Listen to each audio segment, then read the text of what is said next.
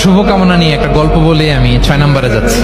এক লোক মাগরিবের নামাজের আগে তার বন্ধুর জন্য দোয়া করতেছে, আল্লাহ আমার বন্ধুকে তুমি একটা সুন্দরী, রূপবতী, গুণবতী, নেককার, মুতিয়া, কানিতা, জামিলা, রায়আ একজন রূপবতী নেককার স্ত্রী দাও আল্লাহ।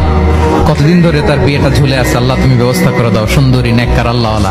তো সে তো তার বন্ধুর জন্য প্রাণ ভরে দোয়া করতেছে, আর তার স্ত্রী ওয়াইফ পাশেই ইফতারি রেডি করতেছিল। এই দোয়া শুনে মহিলা তো তেলের বেগুনে জ্বলে উঠছে, দৌড়ে আসে বলছে, এই তুমি কিসের দোয়া করো, রাখো। সে বেচারা মোনাজাতের মধ্যে তো ভরকে গেছে, ভয় বলে কি হইলো, আমি তো দোয়া করতেছি আমার বন্ধুর জন্য। তো মহিলা বলে, তুমি কি মনে করছো আমি হাদিসটা জানি না? অন্যের জন্য কোন ভালো দোয়া করলে আগে যেটা নিজের জন্য কবুল হয়, তুমি মনে করছো আমি জানি না?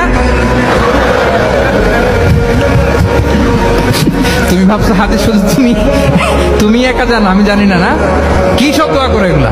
আল্লাহু আকবার, আল্লাহ রহম করুক।